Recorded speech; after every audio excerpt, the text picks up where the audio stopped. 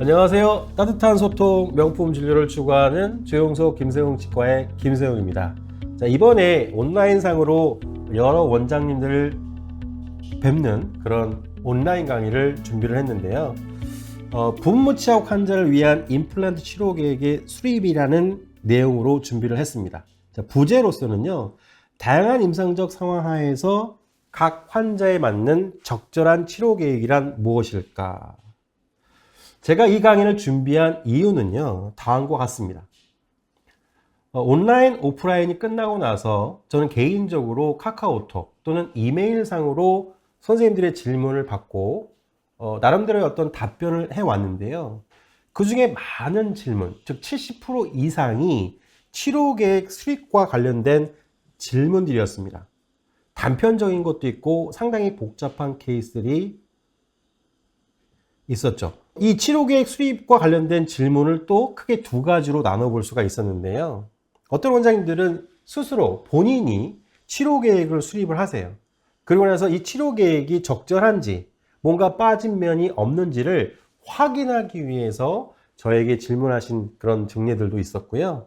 또는 너무 복잡하고 어려워서 치료 자체를 저희 병원으로 의뢰하는 그런 케이스도 있었습니다.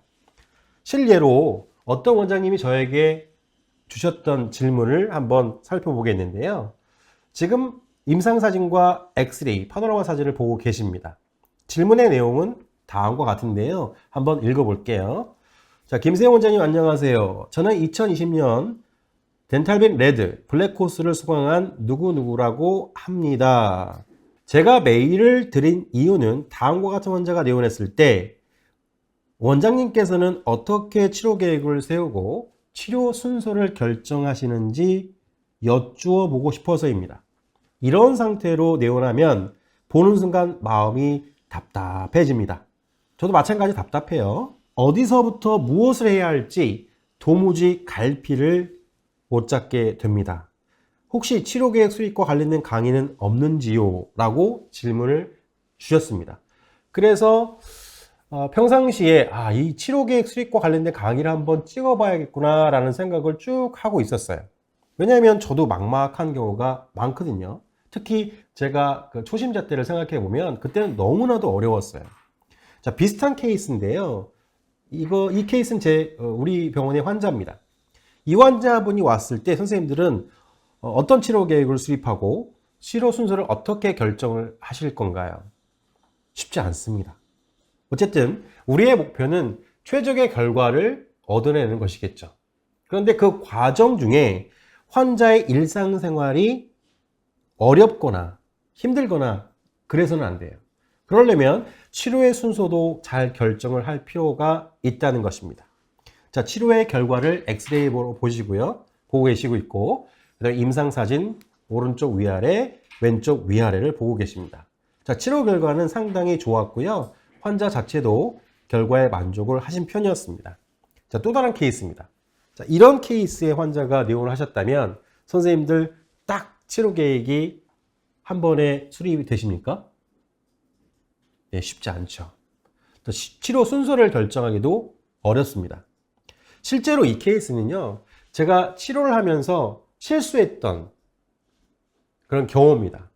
제가 어떤 실수를 했는지에 대한 경험을 또 공유를 함으로 인해서 선생님에게 간접적으로 임상 경험을 할 수 있다고 생각을 하고 있고요.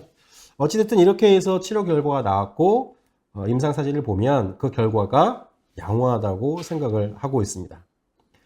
자, 그러면 과연 실제적으로 어떤 환자의 케이스를 10명의 치과 의사에게 제시하고 치료 계획을 수립해 주세요라고 했을 때 그 10명의 치과 의사가 다 다를 수 있습니다. 틀리다고 얘기할 수는 없고요. 그 이유는 치과 의사가 바라보는 어떤 진료 철학, 가치관, 그리고 임상적인 경험 정도에 따라 달라질 수가 있겠는데요. 따라서 치료계획 수립 강의를 특히 싱글에서부터 멀티플, 자연치아가 동반된 이런 임상 증례에 대한 적절한 치료 계획을 수립한다는 것이 쉽지 않거든요. 보편화시키기가 쉽지 않다는 얘기입니다. 자, 그러면 제가 이 강의를 준비하면서 어떤 생각을 했냐면 과거부터 현재까지 나는 어떻게 치료 계획을 수립하고 있지? 라고 저에게 묻게 됩니다. 그리고 나서 하나하나 생각을 하면서 정리를 하는 시간이 꽤 길었습니다. 한 2년 반 이상이 걸렸거든요.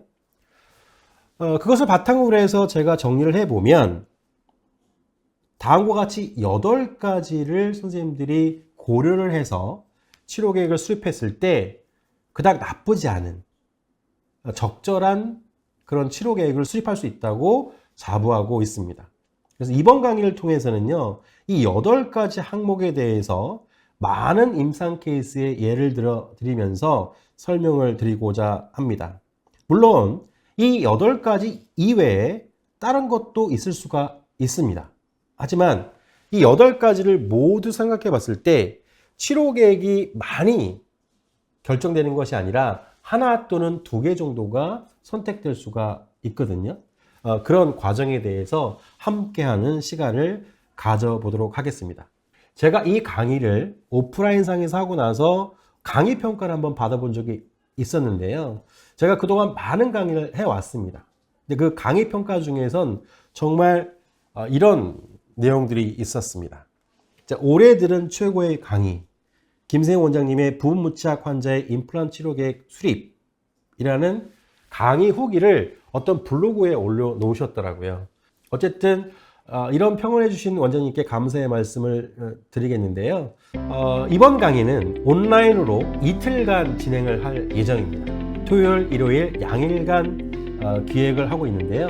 자, 많은 분들이 참석하셔서 그동안 치료 계획 수립을 할 때 우왕좌왕 어떻게 할지 모르겠다 라는 경험이 많으신 분들이 참석하셔서 좋은 시간이 되시길 바랍니다. 자, 많은 분들이 참석하셔서 유익한 시간이 되시길 바랍니다. 감사합니다.